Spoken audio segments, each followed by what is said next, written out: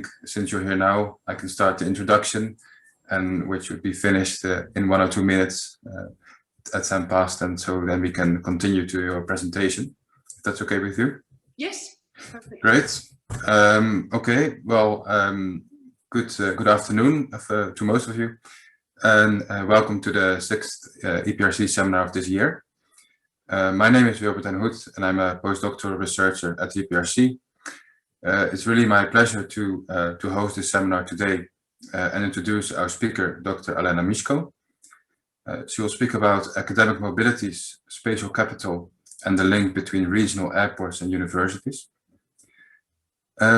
As you all know, in normal circumstances, these seminars would have been taking place face-to-face at the University of Strathclyde in Glasgow, which we look forward to doing again in the future. Still, we're really delighted to be able to welcome you in this way from different parts of the world in this webinar, and hopefully in other future webinars as well. A couple of house rules for the webinar. I would like to inform you that the meeting is being recorded, which means that you and your colleagues will have the opportunity to follow the meeting at a later stage.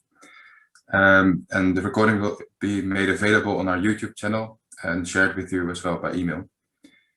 And we would like to encourage you to use Twitter to share your thoughts on the webinar as well.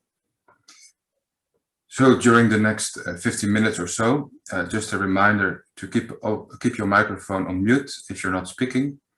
And you're free to use the comments in the chat during the presentation, and so that after the presentation, we can include those in the Q&A. During the Q&A, please use the blue hand of the Zoom raise hand function if you would like to make an intervention, or again use the chat function to send your comments or questions. So let me present our speaker today. Dr. Alena Myshko is based in Minsk, Belarus, and she has graduated in sociology at St. Petersburg State University, and later completed an MA in urban sociology at Goldsmiths University of London. In 2019, she has successfully defended her PhD title in urban studies at the Gran Sasso Science Institute and Scuola Superiore Sant'Anna in Italy, a joint degree. During her PhD, she spent 3 periods as visiting researcher at the Center for Urban and Regional Development Studies, CURDS, at Newcastle University in the UK. Since April 2020, she works as a transport and logistics specialist at Angis in Minsk, as well as participates in several academic research projects. I would now like to ask Alena to share her slides, and then the floor is yours. I hope that's okay.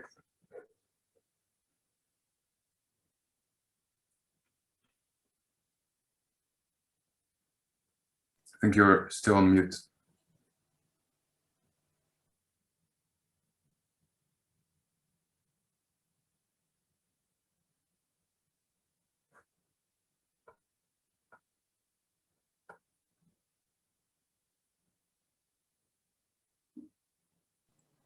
I believe you're still muted, but I just asked to unmute.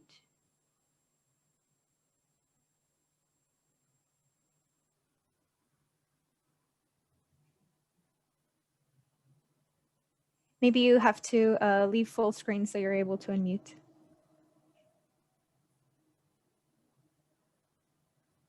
Yes. Okay, you're fine now. Yes, perfect. Because yes, when I opened the screen, I couldn't unmute myself. So please accept my apologies for waiting once again. And also, I'm sorry for the photos in the presentation that are from the original presentation, since I didn't put in the photos of Newcastle. Here should be the photo of Newcastle University. And I'm going to present my research that Wilbert has already introduced. Thank you very much. Yes, I did my visiting and research at CURDS, and it did influence to a certain degree the some orientation and scope of the study. So, for example, the focus on regional development and local and regional development, particularly in the UK. and also the selection of the case study for the fieldwork. I have academic and professional background in both spheres that I kind of collapsed in this research. It is background in transport infrastructure. Nowadays I'm working as a specialist in transport and logistics in Belarus, and in higher educational sphere, particularly globalization of universities. So I'm going to present not all of my PhD thesis due to some limitation of time. So I try to select some interesting parts and also what can be relevant to make and hopefully discuss some recommendations. Just to specify that the thesis itself did not aim at providing policy analysis and policy recommendations in the first place, but the future development of some of the research did include their recommendations, suggestions that we would like to discuss also. To start with, I would like to give you some context of the research and where is it coming from, this kind of research question and the whole problem that we investigated. So nowadays, universities are facing the pressures of two kinds. First of all, these are the process of globalization of higher education, the importance of gaining and maintaining the image of a global university, the importance of inclusion in a number and variety of different global networks, and also the importance of widening the internationalization agenda of universities, which is based on the expansion of mobilities. Here I would like to mention that while, of course, internationalization of higher education, firstly, the most significant part of it is the mobility of students as well as faculty members, both academic and non-academic. It also includes mobilities of knowledge, also image of university, internationalization of curriculum, as well as physical expansion, for example, opening of offshore campuses. And at the same time, there are more pressures for universities to be also locally and regionally engaged, to develop their third visions, expand knowledge transfer, and get closer links with local communities, businesses, also local authorities. And universities are facing these two needs of the scopes of engagements, and there are a number of tensions between these engagements. This is also we can see in both research and theoretical studies of universities. And then what our study focuses on is very shortly is to find a way not only to balance but to combine these two agendas for the universities. So while currently most of the universities, particularly in the UK, which is our context, do balance these two missions. They have different departments, they spread the funding. These agendas are not necessarily combined in the way that universities are making use of having both engagements, and that the benefits of both kind of interact with each other. And one of the ways that we provide in our research is to approach the way to combine them through mobility, which is facilitated by transport infrastructure, which provides the connectivity. The theoretical framework is a huge part of the thesis, and I won't talk much about this. Please ask me questions later if you would like to know more about any of these parts and pillars. The theory is based on three pillars, which are quite massive fields of knowledge. It's transport geography, geography of higher education, and mobilities paradigm. On the intersections of them, we have academic mobilities and aero mobilities, and at the intersection of them, we have academic aero mobilities.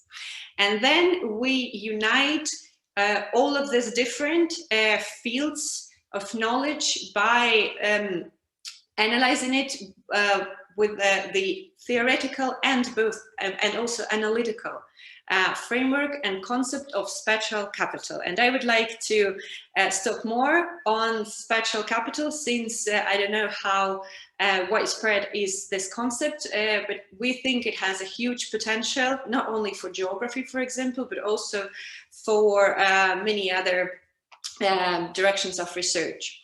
Spatial capital is not an independent theory. It is, in a way, an extension of the quite popular theory of French sociologist Pierre Bourdieu, who analyzed 4 forms of capital, but placed them in a quite in a symbolic fields, which did not have the spatial dimension.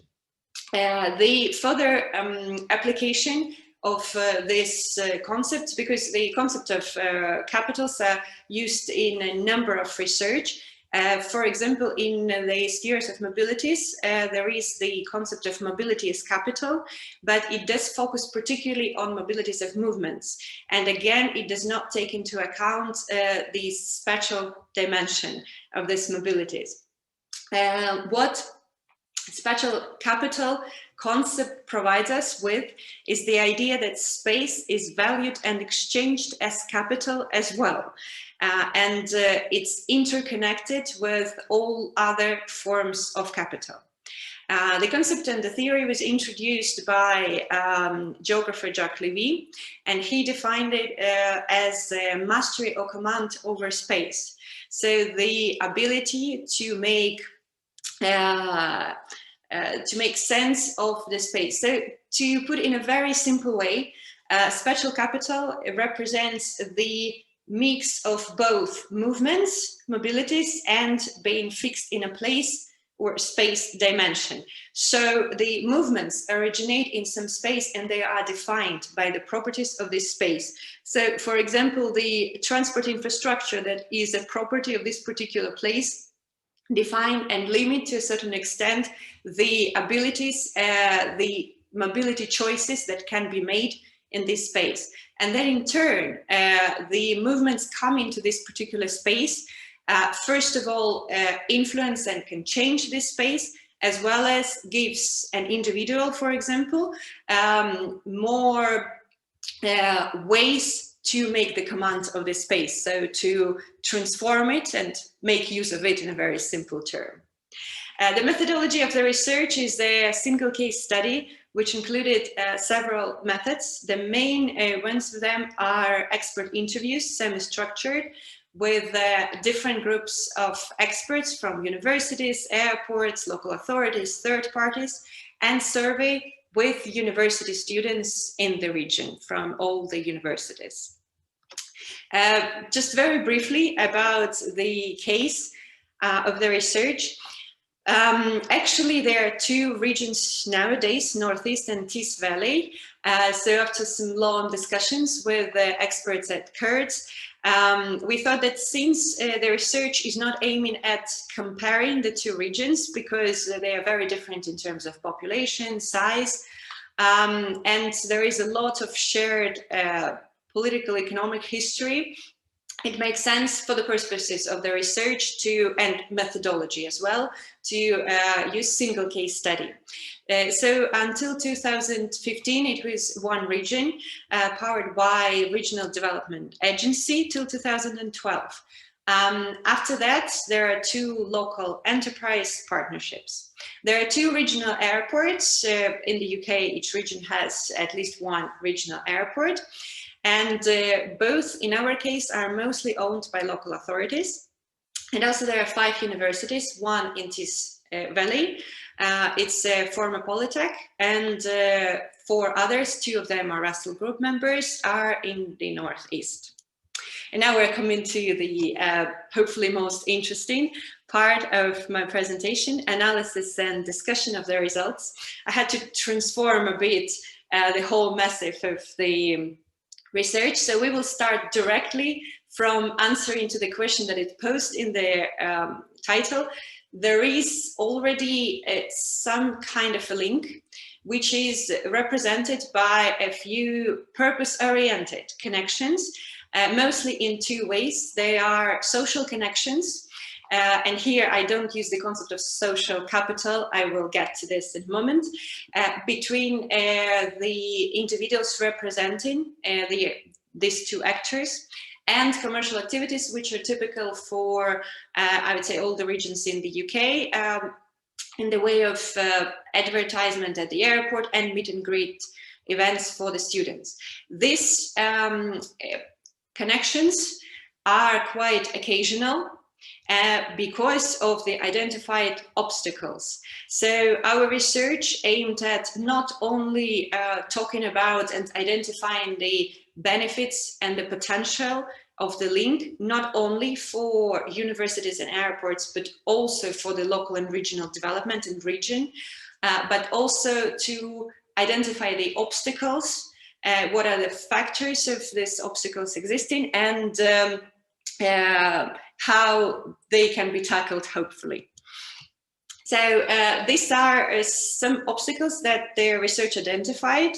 I'm going to talk about some of them in a greater detail. So to start with, it's the structures of universities, their historic path, orientation, but particularly decentralization and the ways of exchange of information within a structure. Here we can talk about universities as organizations.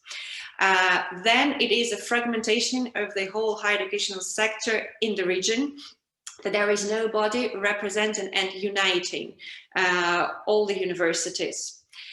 Also, it is the lack of representation of expert fields of universities, or to be specific, the research that they are conducting and that can be useful for different particular stakeholders, for example, airports.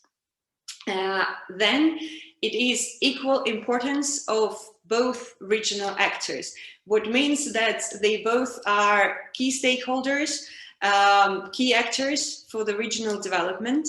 And through the interviews, it was clear that each organization expects another one to initiate the connection, the partnership, and to kind of make a request to communicate.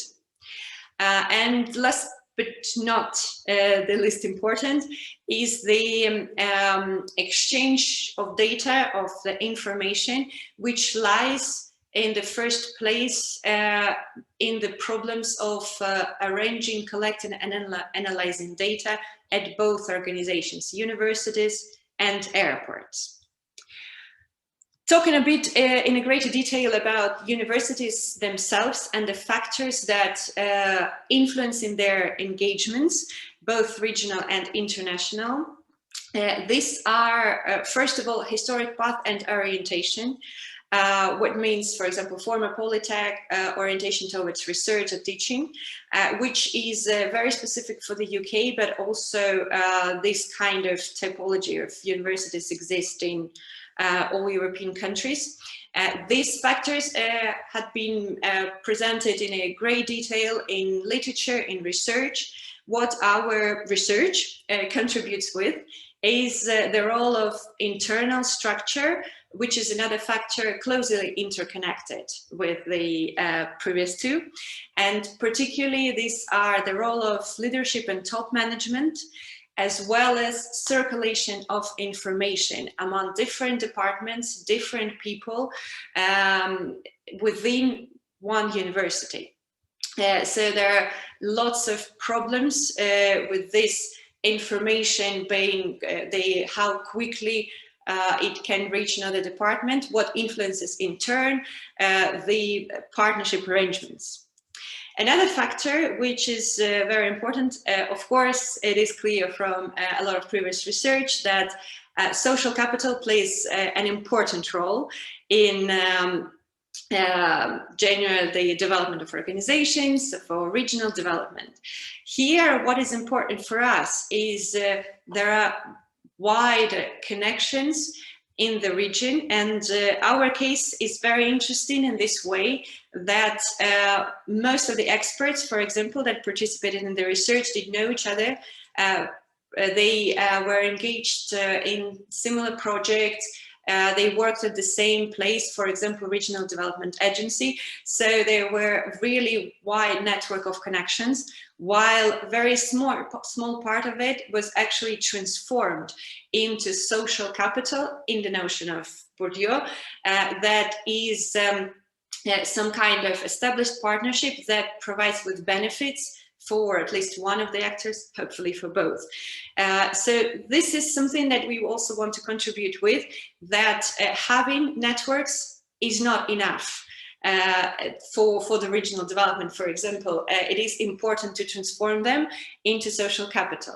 And one of the important reasons, the most important reason for this obstacle is a lack of some platform or arena for actors to gather and communicate, share their visions, and so on. So of course, along with other factors, and for example, also funding, lack of funding resources, the lack, and in this case of the region, non-existence of some arena is actually the main reason for this networks being so fragmented.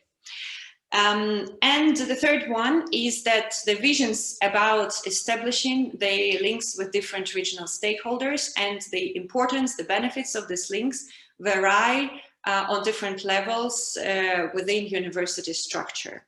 So, for example, the department that was the most interested in establishing this link and provided with the most ideas and the benefits that at least the university can have from this link was Research and Development Department. And also the most of the comments about the possibility of sharing the university's research I received from their experts, what is quite clear, and there is actually a number of different domains of research that is happening at these local universities that can be applied, can be useful for a regional airport. For example, in the case of Northeast, it's research in aging and digital technologies, which can contribute a lot to the airport's development. This is the quote. I wanted to put more quotes in the presentation. Unfortunately, there is no time, but this is one of my favorite, which I think summarizes quite well what we are talking about when we talk about third mission and regional engagements of the universities. Now coming to the internalization and actually mobilities, we find out in the research that, of course, international mobilities are very important and they play a significant role for universities' development, but particularly for its prestige in ranking.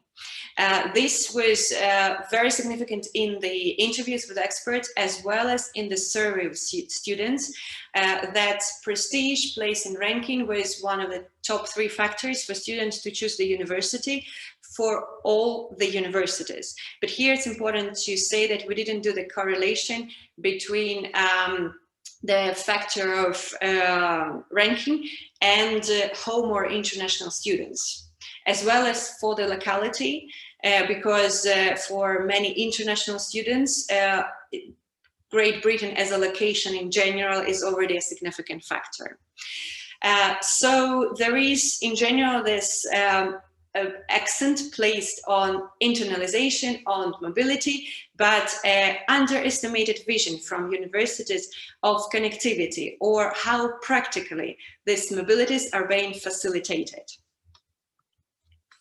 And coming to actually academic mobilities as both theoretical and practical concept, this is one of the main source of a number of obstacles for both universities' engagements, because there is, of course, a growing scope of mobilities, and the survey with students provided us just with a quick grasp of the increase in travel of different types when people become students, then the increase in international networks for both home and international students, then also the appearance of a new source of funding, it's university, and also the importance of travel, both accessibility and connectivity. So to put in other words, connectivity as the external connections, international for international travel for students, for example, while accessibility presents the ways to access the airport from different localities in the region. So, for example, for students from Durham University, it is a challenge often to access Newcastle Airport. And then we looked at academic mobilities from the perspective of universities. And we analyzed interviews as well as secondary data, for example, a number of university documents and strategies, and find out a number of problems that do coexist with this concept in the field of higher education. So to start with, it is a blurred approach to generally understanding what are academic mobilities, what kind of movements do fall into this category. For example, most of universities count and analyze only long and short-term exchange programs, while a number of movements for conference, visiting workshops is not being counted and analyzed and does not fall in data collection, while most of it is being funded by universities. Then there are several challenges related to mobility, which are present at both university and outside. Outside, it can be problems with arranging rent in a house, stopping the contract if you are taking an exchange program. At the universities, it is within the structure of the curriculum often. For example, at Durham University until recently, most of the programs, exchange programs that were possible were only for a year and mostly for very specific degrees. And then also it is a problem of exchange of information among universities of the problems that they are facing with, for example, collecting data on mobilities, and as well as exchange of the practices or some solutions that they found. The last but not the least, and actually a very important factor for our analysis, is that benefits promoted by universities are very specific and usually lie within either this particular university or this academic experience. So students often do not understand how can they apply the experience of being mobile outside this university, for example, in their future career, as well as in this particular location. So what kind of benefit it can give to them when they are looking for a job or staying in this region after graduation. And this is one of the factors that we are working on nowadays, especially in the context of pandemic, that it is very important to understand what is the use of the previous mobilities that not only students but also faculty members had, and how can they be applied to the current activities. Of course, apart from the challenges, there are some benefits of the link, which are very important. They were identified by our research, and this is actually why this link is needed and why it can be beneficial for both actors.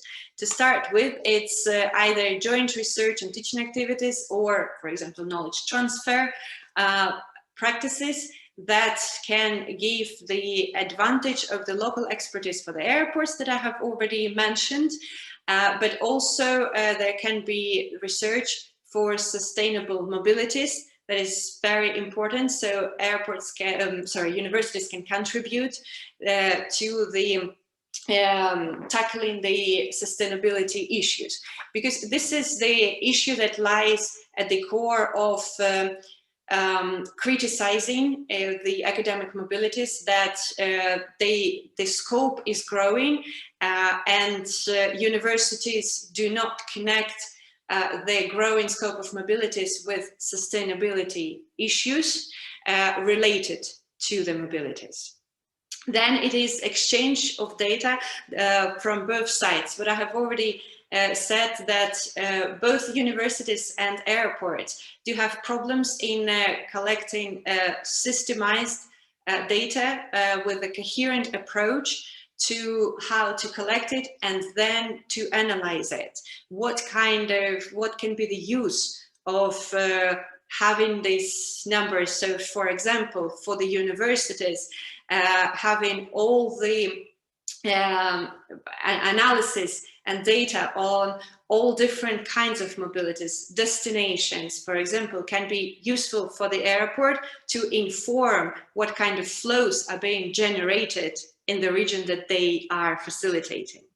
Then, of course, there is the potential to underpin in general academic mobilities for the universities to facilitate their global inclusion in global processes.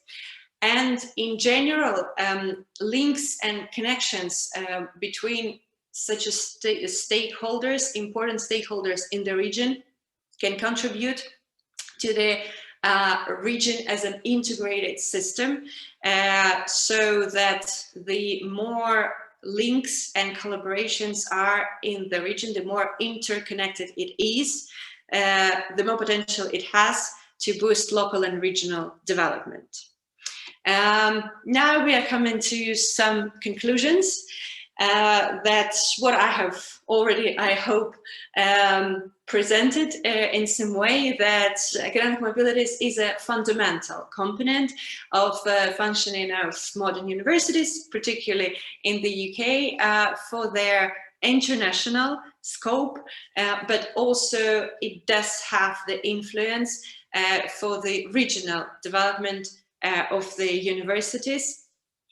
And airports, as another regional actor, the key infrastructure for the fast-growing international connectivity for the region, but also for the airport, for the universities, I'm sorry. And here I have to make an important comment that we are talking about the UK, which is an island, and the international connectivity is based on the air transport infrastructure. So in this way, we can see that mobilities, in our case, academic mobilities of students, and transport infrastructure, in particular regional airports, as a property of a place, constitute parts of spatial capital. And there are not only two parts of the whole spatial capital. Of course, we picked up two parts of the properties of the space and of mobilities, and looked at how their combination can be beneficial. And this I left for the very end. Why do we actually need the concept of spatial capital, which was in the title of the thesis, and this is what we think is an important also theoretical contribution to the research in higher education sphere. There was a way more space dedicated to it in the thesis. I tried to take the most important parts for the conclusion that hopefully by showing you all the different challenges related to the concept of mobilities and academic mobilities, both in theory and practice, it is quite problematic and difficult to use this concept, operationalize it. So, and also it again does not have a relation to the space, where these mobilities originate from and where are they coming to.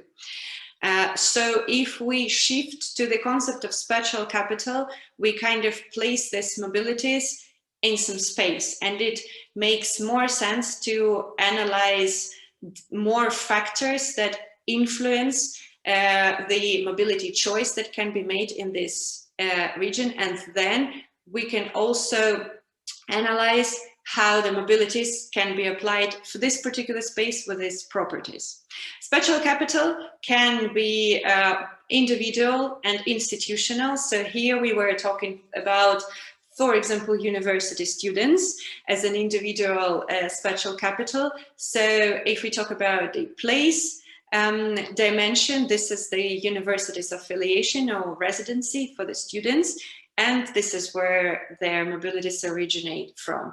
When we talk about institutional spatial capital, here we can talk about spatial capital for universities. So how do they as institutions and organizations make use of the space or region in a more practical geographical terms they're located in? And then in this way, a complex approach to different types of capital. So now we're talking about 5 types and interconnections of all of them. This we keep in mind, that accumulation of one capital can underpin accumulation of another one. So for example, the concept of the spatial capital of this particular region was underpinning the development of social networks, social capital among people in this region. And then this approach can hopefully develop the justification of the benefits and outcomes of academic mobilities. What is very important for the universities also to understand and to promote, not only for their students, but also for the stakeholders in the region, what are the benefits of the mobilities of their students, how they can be applied here. And providing with some recommendations, they are mostly based on what I have already talked about. So the first is the need for revising mobilities activities of universities, the concepts, the data, to make some coherent strategy of understanding the all diversity of mobilities that are happening within their universities, within the whole sector, also to be able to inform other regional stakeholders about this impact. So for example, at the moment in our case region, airports, universities are not able to provide proper information for the airport about the whole flows that they are generating. Then a need for an institutional space or platform for collaboration, so that this is some space where all regional stakeholders can come and bring their visions.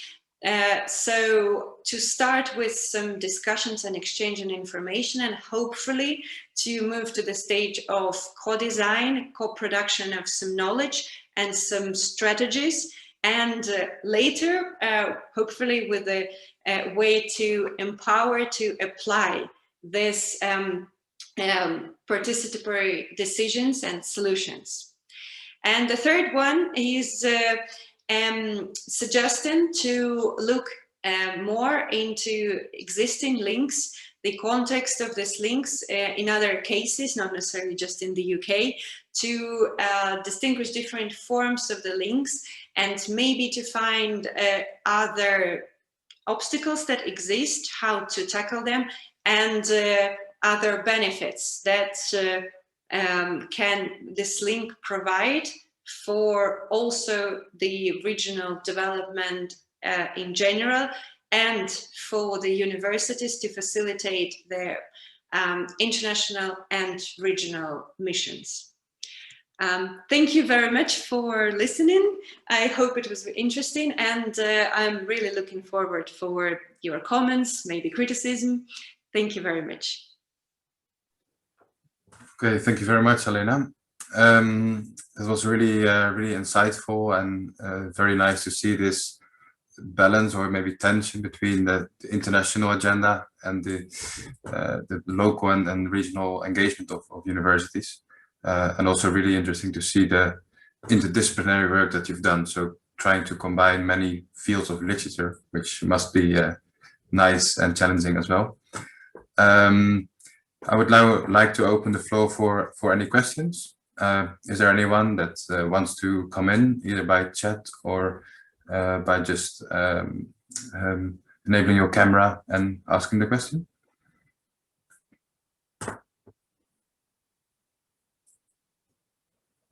If there aren't any direct questions, I'm I might have one or two questions. To be honest, there are two. The first one is about the sort of regional specificity of your findings. To what extent do you think this is really an example that is strongly based on the case of the northeast of England? Or have you also heard of similar examples or areas, universities with similar obstacles? I know if you've looked at other places in the Netherlands, in Italy, and elsewhere in Europe as well. So yeah, that's my first question.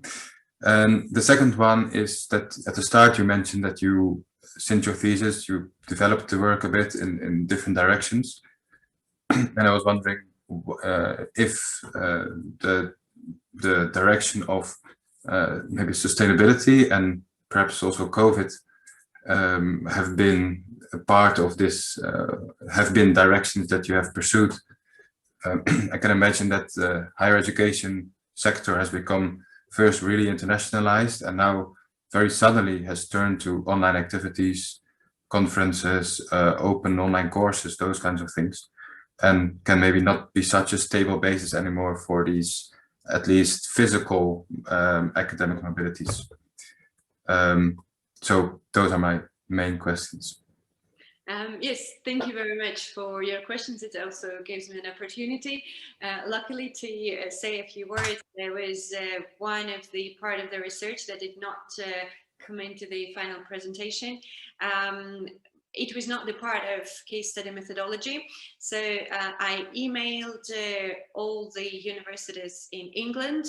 I did only England to decrease the scope, about if they have any kind of collaborations activities with airports, to look into this link and have some understanding outside the case of Northeast. And there were some very interesting examples of the existing collaborations. They still were just a few cases, so it is not as a widespread practice, but more initiative, which is usually coming from some particular people or organizations that arrange it. And one of the interesting case, I think, was, it's still within the UK, but in Manchester metropolitan area. And this case was also provoking some discussions among my supervisors and the people with whom I was talking about the research, that in the case of Manchester, there is a strong leadership provided by local authorities that influences a number of collaborations in the area. So this conflicts maybe a little bit with the idea of, for example, my background in urban participatory planning, and with the idea that the stakeholders participating in the arena for co-production should all be equal without having anyone as the powerful stakeholder. But then it looks like the powerful stakeholder is needed to organize some arena or some opportunity to actually bring the stakeholders together. So in Manchester, there are links between not only airport and universities, but also local authorities. And in this case, local authorities do own mostly the Manchester airport, which also plays some role.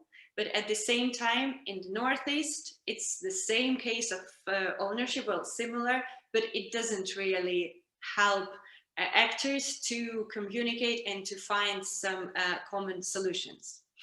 At the moment, I'm looking in the Italian context, more focusing on knowledge transfer specifically, and knowledge transfer activities, and how can they be organized in Italian context.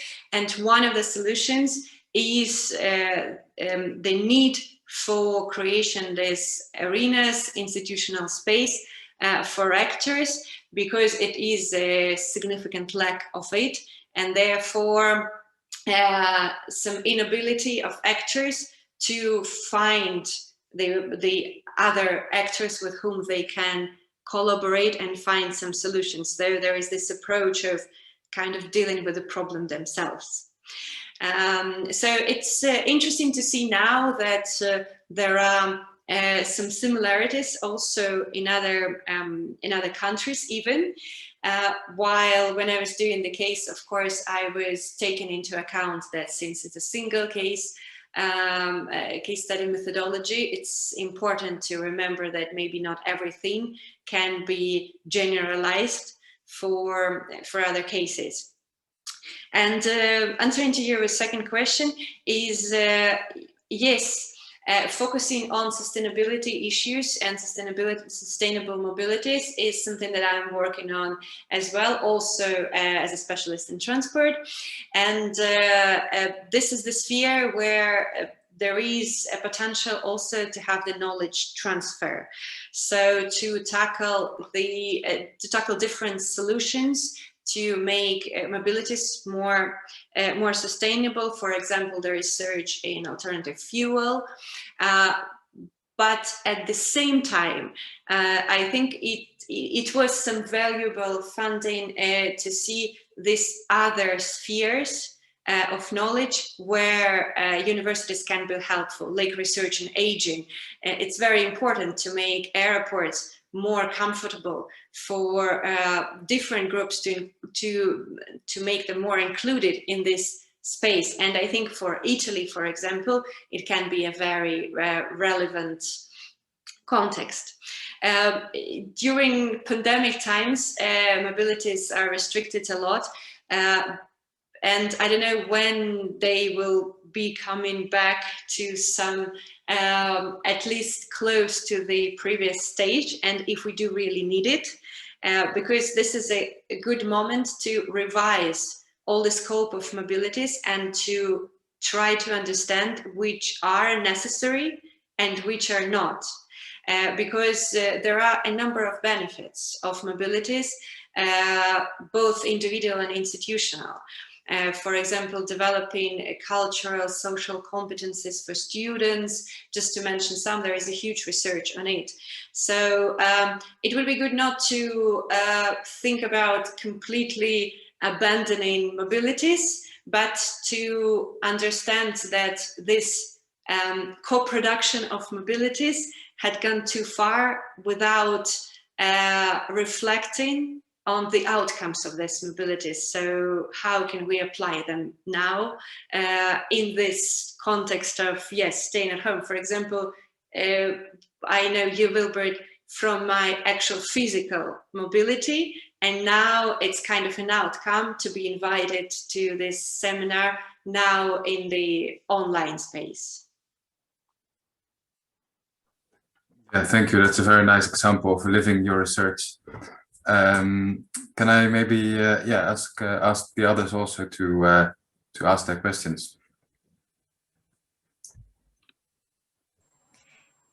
Maybe if no one has a question, I actually have a small comment to make. Yes, Alena, you were saying right now that sometimes it is important to have not just equal partners, but a partner as well that can help mobilize or moderate the space of collaboration. And I find that this not only shows up in policy frameworks, like in smart specialization, there is also that idea that government can help mobilize other actors to intervene, to collaborate, to discuss and raise ideas. But I've also seen that within universities as well, in that space of collaboration in the region. Sometimes universities or university agents, specific agents within the university, can help moderate and kind of be, sometimes they are named as that kind of more honest broker, right? The one that is less, let's say, biased because they have different stakes a bit everywhere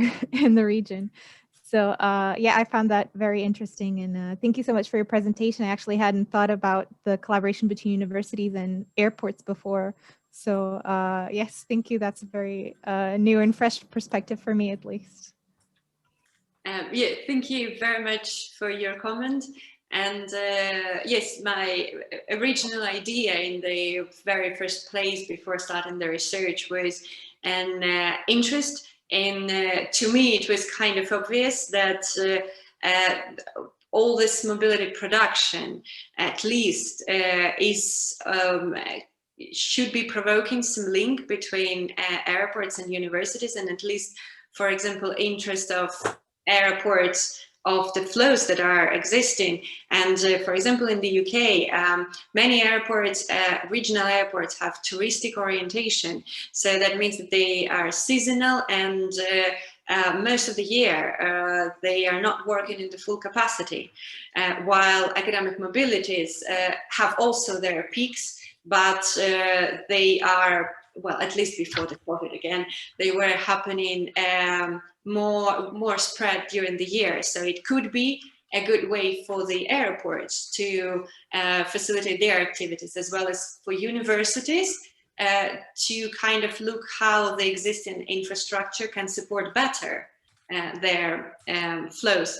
But apparently it is not so widespread. So the idea of the research was also try to draw some attention of these stakeholders to the potential of this link, to the benefits of it. I even did a small publication in Newcastle University's magazine about this research to hopefully spread it to wider communities.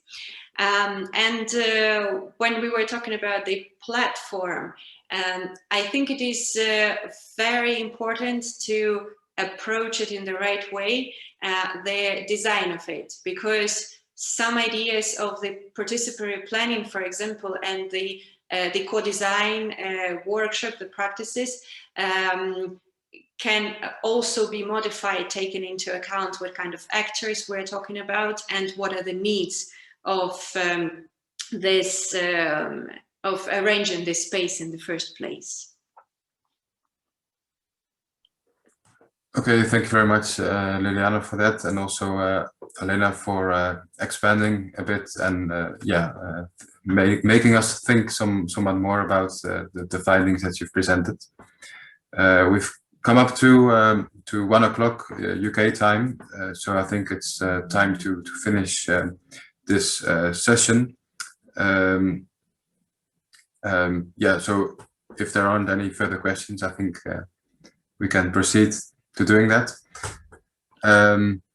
Just to finish off, we would again like to thank you, Alena, for making it with us today, and also for the others for your interest. Our webinar, the coming webinar will take place on Wednesday, the 14th of April, when EPRC's own Professor Fiona Wishlade will present on the topic of state aid and transparency in the European Union. Please use the same contact email to register for this webinar, and also keep an eye on our social media channels, where we will publish our future events. So we would hope to see you again there, and until then, take care and all the best.